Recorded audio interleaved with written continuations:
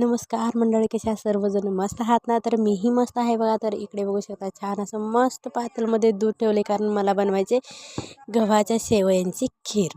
तर छान असं म्हशीचं दूध आहे, भरपूर आहे म्हणून तर चला म्हटलं दुधातच बनवूया खीर.